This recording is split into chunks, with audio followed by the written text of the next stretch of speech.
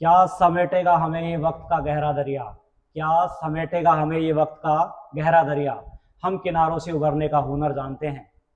सीधे हाथों ने खींची हैं जो लकीरें टेढ़ी, हम उन लकीरों पर चलने का हुनर जानते हैं। जय हिंद दोस्तों, मैं सतीश सेन जीएस गुरु एक बार फिर से आपका गिरनार एकेडमी के ऑनलाइन प्लेटफॉर्म पर हार्दिक स्वागत करता हूं। और हम आज शुरुआत करते हैं मॉडल पेपर 2 की, जिसमें हम डिस्कस करेंगे बेहतरीन 15 क्वेश्चन, और जो अपन देखते हैं आपकी अग्निवीर भर्ती परीक्षा 2027 के लिए एक कारगर सिद्ध होगी। और देखते हैं इसमें बेहतरीन क्वेश्चन की शुरुआत करते हैं क्वेश्चन नंबर 1 से। देखिए स्क्रीन पर हमारे पास पहला क्वेश्चन है कि पालक की सब्जी में कौन सा अम्ल पाया जाता है। पालक की सब्जी में कौन सा अम्ल पाया जाता है। तो क्वेश्चन का राइट आंसर होगा कि पालक की सब्जी में या पालक में ऑक्जेलिक अम्ल पाया जाता है। इसी के साथ अपन बात करें तो ऑक्जेलिक अम्ल टमाटर में भी पाया जाता है। इसके बाद अपन डिस्कशन करेंगे बाकी के ऑप्शंस का। तो देखिए इसके अंदर अपन बात करते हैं सिट्रिक अम्ल। सिट्रिक अम्ल, सिट्रिक अम्ल खट्टे फलों जैसे नींबू और संतरे में पाया जाता है। नींबू तथा संतरा। ऑप्शन बी पर अपन आते हैं तो ऑप्शन बी के अंदर अपन देखेंगे लैक्टिक अम्ल। लैक्टिक अम्ल पाया जाता है दही में, खट्टे दूध में और व्यायाम करते समय मांसपेशियों में।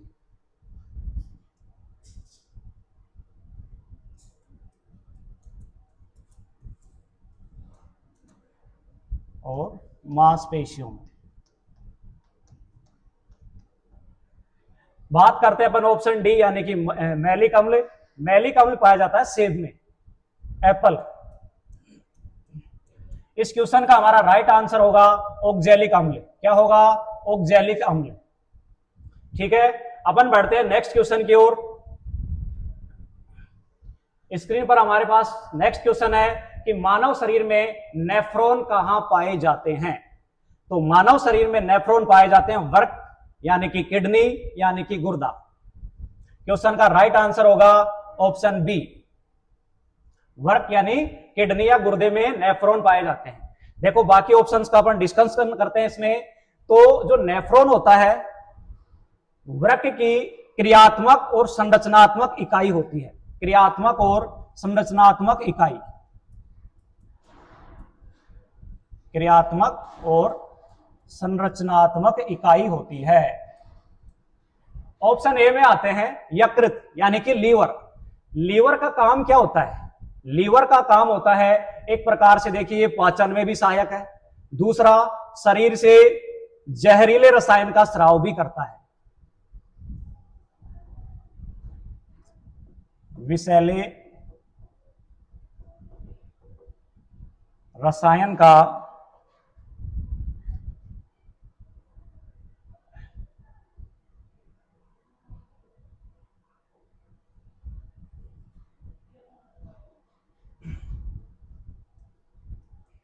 विषैले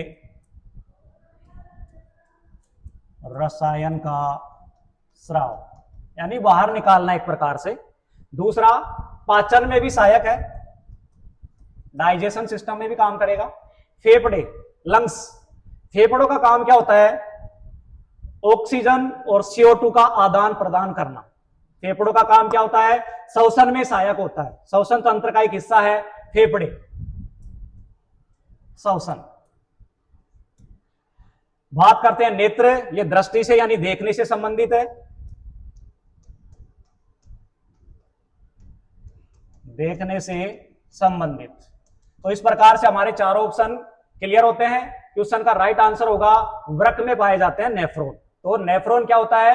वृक्क की क्रियात्मक और एक संरचनात्मक इकाई होती है। ठीक है, नेक्स्ट क्वेश्चन में बढ़ते हैं अपन। देखो एक लिंगी पुष्प पौधे कौन से हैं? ऑप्शन ए है हमारे पास सरसों, बी है पपीता, सी है मक्का और ऑप्शन डी है बी तथा सी दोनों। तो देखो अपन बात करते हैं सरसों की। सबसे पहले देखो राइट आंसर की अपन बात करें तो इसका राइट आंसर क्या होगा? राइट आंसर होगा डी, यानी पपीता और मक्का दोनों ही एक लिंगी पुष्प होते हैं। इसका मतलब भी अपन अभी समझेंगे।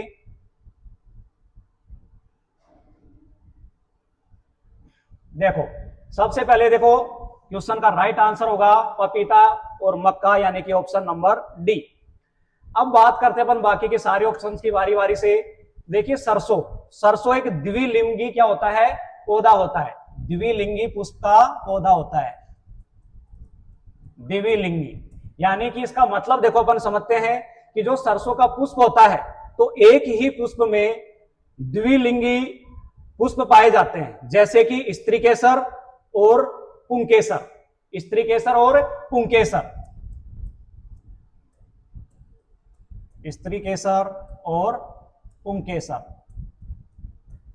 ठीक है, पपीता एक लिंगी पौधा है। अब इसका मतलब क्या हुआ कि एक पुष्प में केवल एक लिंगी पुष्प ही होते हैं, या तो स्त्री केसर होगा या पुंकेसर होगा।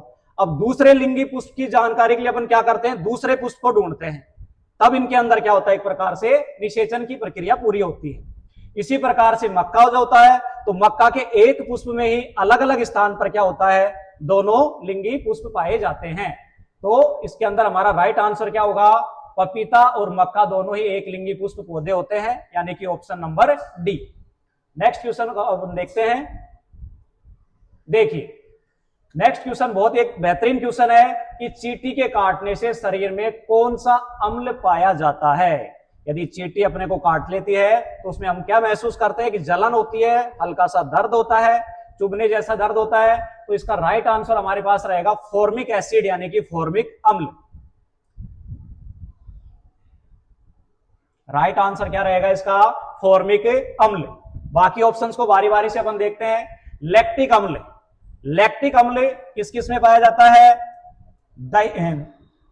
दही में, दूध में, दूध कौन सा, खट्टा दूध, खट्टा दूध, इसके अलावा दही, और व्यायाम के समय मांसपेशियों में, मसल्स के अंदर भी क्या होता है, लैक्टिक एसिड होता है। ऑप्शन बी देखेंगे, मैलिक एसिड, ये क्या है, मैलिक एसिड पाया जाता है सेब में, एप्पल्स।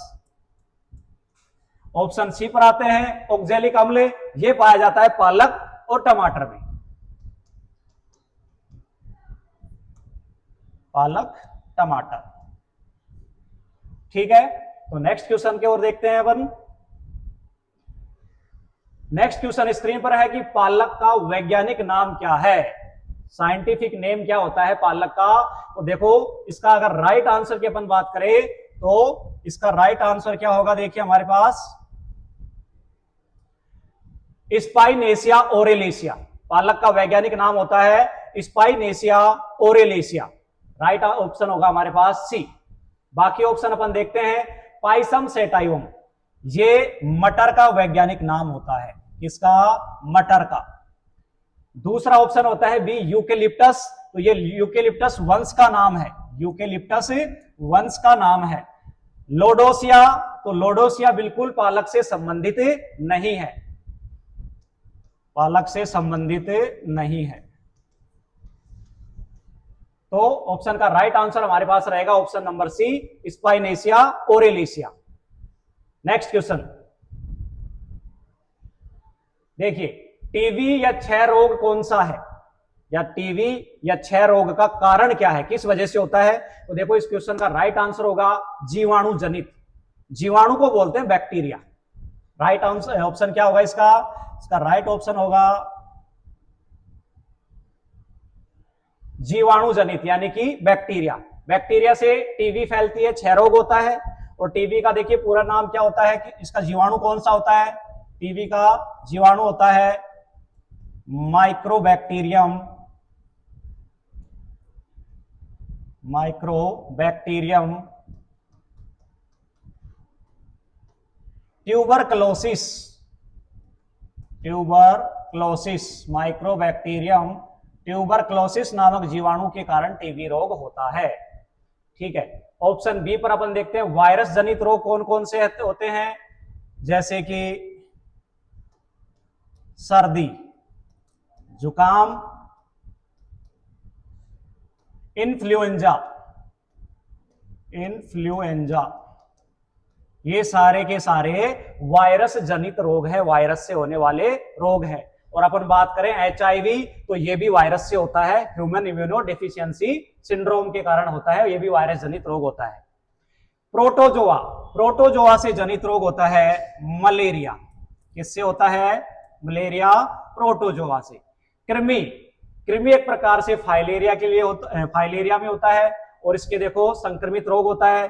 जैसे आपने देखा होगा कि एक प्रकार से एलर्जिक जो कारण होते हैं हमारे पास, जैसे कि दाद, खाज, खुजली, सारे कृमि जनित है। दाद, खाज, खुजली सारे कृमि जनित रोग हैं। तो हमारे चारों ऑप्शन क्लियर होते हैं। नेक्स्ट क्वेश्चन अपन देखते हैं। नेक्स्ट क्वेश्चन है कि पाचन तंत्र में सहायक नहीं है। अगला क्वेश्चन है कि पाचन तंत्र में सहायक नहीं है। तो देखो भाई, इसका सबसे पहले अपन देखेंगे राइट आंसर। तो इसका राइट आंसर क्या होगा? राइट आंसर होगा इसका फेफड़ा, यानी कि लंग्स बोलते हैं। बिल्कुल पाचन तंत्र में सहायक नहीं है। पाचन तंत्र में डाइजेशन सिस्टम, इसका कोई रोल नहीं है, इसकी कोई भूमिका नहीं होती है। हमारा राइट आंसर क्या हो गया? फेफड़ा। बाकी ऑप्शंस पर चलते हैं अपन बारी बारी से। तो देखिए यहां से बात करते हैं अपन दूसरे ऑप्शंस की। मुख, तो पाचन की शुरुआत किसी भी चीज की, किसी भोजन के पाचन की शुरुआत मुख से होती है। सबसे पहले कहां पर जाता खाना? मुख में। तो पाचन का शुरुआत कहां से होता है? मुख से। दांत, भोजन को तोड़ने का और काटने का काम। दांतों का क्या काम है? भोजन को तोड़ना, काटना, पीसना। ऑप्शन नंबर सी, लार, ये क्या करता है? वसा का इमल्सीकरण कर देता है, और इसका जो एंजाइम होता है कौन सा होता है? एमाइलेज। एमाइलेज एंजाइम होता है लार के अंदर, ये भोजन के पाचन का काम करता है। ठीक है, तो ये हमारे ऑप्शन चारों क्लियर होते हैं। नेक्स्ट क्वेश्चन की ओर अपन बढ़ते हैं।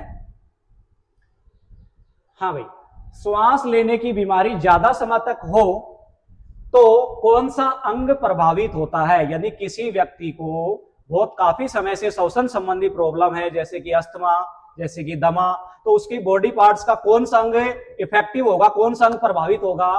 तो इसमें अंग हमारा कौन सा प्रभावित होगा भैया? फेफड़ा। कौन सा अंग प्रभावित होगा? फेफड़ा, यानी कि लंग्स।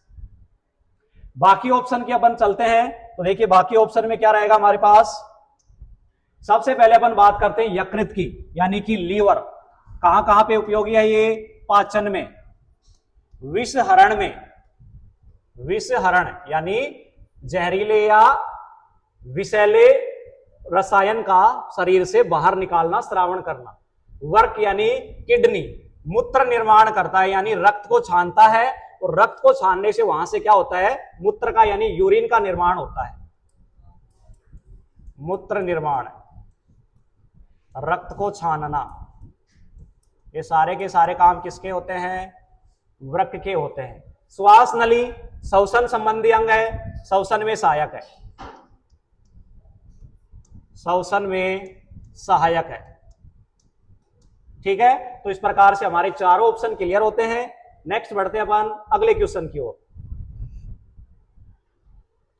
निम्न में से कौन सा रोग मस्तिष्क से संबंधित नहीं है? ऐसी कौन सी बीमारी है जो मस्तिष्क से संबंधित नहीं है? तो इसका देखो राइट आंसर क्या होगा? ब्राइट रोग। इसका सही उत्तर होगा ब्राइट रोग। तो मस्तिष्क से संबंधित नहीं है, तो किससे संबंधित है ये? वृक्क से या गुर्दे से संबंधित है ये। ब्राइट रोग किससे संबंधित है? किडनी या गुर्दे से। बाकी ऑप्शंस की अपन बात करते हैं। तो देखो अल्जाइमर, अल्जाइमर ये मस्तिष्क से संबंधित है। किससे संबंधित है ये? मस्तिष्क से।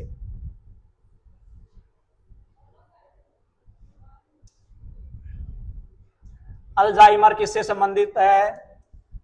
मस्तिष्क। इसके अंदर एक बीमारी होती है, एक रोग होता है न्यूरोडिजेनरेटिव, न्यूरोडिजेनरेटिव, न्यूरोडिजेनरेटिव। ठीक है, अल्जाइमर मस्तिष्क से संबंधित है, तंत्रिका तंत्र से संबंधित है।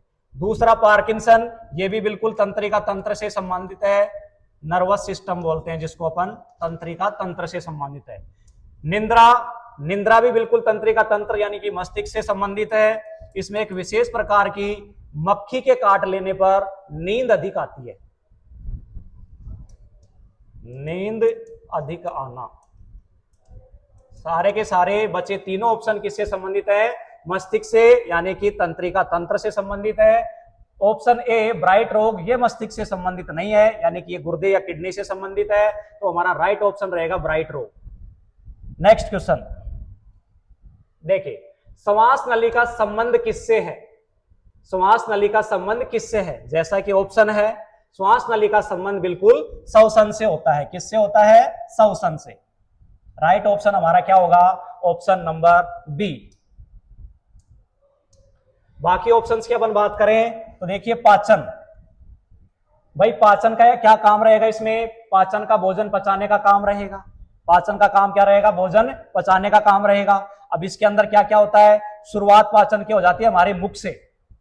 मुख के अंदर अपन देखते हैं, उसके अंदर एक लार होती है। लार के अंदर क्या होता है? टॉयलिन होता है, एमाइलेज एंजाइम होता है, जो भोजन को पचाने में सहायक होते हैं।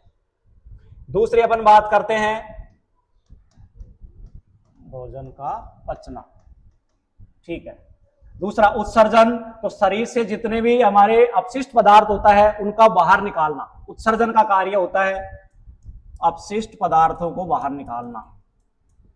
अपशिष्ट पदार्थों को बाहर निकालना।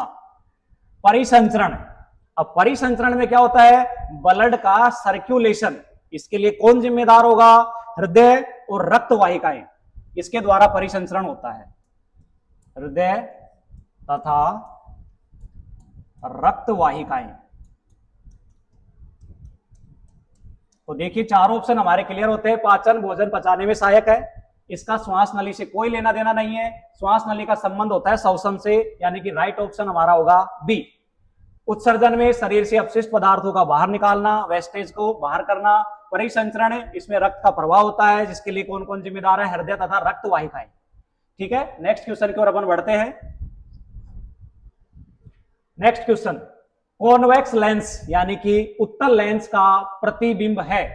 देखिए, अगर डायरेक्ट अपन सीधा पूछे कि भाई नॉर्मली कैसा बनता है, सामान्य रूप से उत्तल लेंस से प्रतिबिंब कैसा बनता है, तो इसका प्रतिबिंब बनता है आभासी एवं सीधा। कैसा बनता है? आभासी एवं सीधा। एक विशेष परिस्थिति कि जब वस्तु कहां रखी हो? फोकस से बाहर। वस्तु कहां रखी हो? फोकस से बाहर। उस स्थिति में इसका प्रतिबिंब बनेगा वास्तविक एवं उल्टा। तो इन दोनों ऑप्शन को मिलाने से बनता है हमारे पास ऑप्शन सी। तो हमारा राइट आंसर क्या रहेगा? ऑप्शन सी।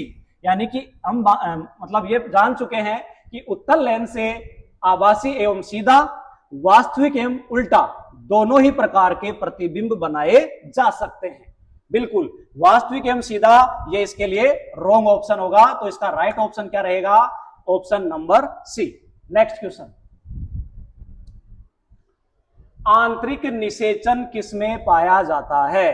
तो आंतरिक निषेचन, देखो इसके लिए राइट आंसर हमारे पास क्या होगा? मुर्गी। मुर्गी, मुर्गी के अंदर आंतरिक निषेचन पाया जाता है। इसके अलावा हमारे पास ऑप्शन 3 बच गए हैं। कौन कौन से ऑप्शन है? मेंढक, मेंढक के अंदर भी होता है बाह्य निषेचन। तारा मछली बाह्य निषेचन, और मछली में बाह्य निषेचन। यानी कि सामान्यतः अपन बात करें कि मछलियों में अधिकांशतया बाह्य निषेचन पाया जाता है। केवल और केवल मुर्गी एक ऐसा ऑप्शन है जिसके अंदर आंतरिक निषेचन पाया जाता है। नेक्स्ट क्वेश्चन देखो भाई, वसा का पाचन कहां होता है? बहुत ही बेहतरीन क्वेश्चन है, इसमें कंफ्यूजन भी चलता रहता है। देखते हैं, इसको सोल्व करते हैं। देखो भाई, अगर इसके अपन राइट ऑप्शन की बात करें तो सबसे पहले अपन देखते हैं इसका राइट ऑप्शन कि वसा का पाचन कहां पर होता है? छोटी आंत में, स्मॉल इंटेस्टाइन बोलते हैं इसको। छोटी आंत के अंदर वसा का पाचन होता है। ये हमारा राइट आंसर हो गया। बाकी तीनों ऑप्शन को भी देखते हैं। अमाशय, देखिए यहां पर हो सकता है कि वसा का पाचन हो, तो अमाशय के अंदर वसा का थोड़ा बहुत पाचन होता है। पूर्ण रूप से वसा का पाचन कहां पर होगा? छोटी आंत के अंदर। ठीक है, बात करते हैं ऑप्शन सी यानी कि बड़ी आंत। तो बड़ी आंत क्या करती है? जल और लवण, जल और लवण का क्या करती है? अवशोषण करती है। चलो इसके बारे में थोड़ी सी और डिटेल लेते हैं। जो बड़ी आंत होती है, ये छोटी आंत के तुरंत बाद शुरू होती है। और डिटेल देखें तो बड़ी आंत की लंबाई लगभग 1.5 मीटर होती है। लंबाई कितनी होती है? इसकी लेंथ होती है 1.5 मीटर, बड़ी आंत की लंबाई। बात करते हैं यकृत की। यकृत की, तो यकृत यानी कि लीवर। लीवर का काम क्या होता है? पाचन में सहायक है, शरीर से विषैले रसायनों का श्रावण करता है, विषैले रसायन बाहर निकालना, यानी कि इसको अपन बोलते हैं विषहरण। तो ये देखो सभी चारों पार्ट्स हैं बॉडी के, इसके अलग अलग काम होते हैं, लेकिन यहां पर वसा का पाचन कहां होता है? पूरी तरीके से वसा का पाचन छोटी आंत में होता है। ठीक है, नेक्स्ट क्वेश्चन की ओर बढ़ते हैं। स्क्रीन पे है हमारे पास, क्षार धातुओं का रंग कैसा होता है? अगर इसको अपन देखें, सामान्य रूप से देखें तो देखो इसका राइट आंसर मैं बताता हूं आपको। क्षार धातुओं का सामान्य रंग होता है चांदी जैसा सफेद, चांदी जैसा सफेद रंग होता है। अब इसके अंदर देखो हमारे पास ऐसा कोई ऑप्शन नहीं है।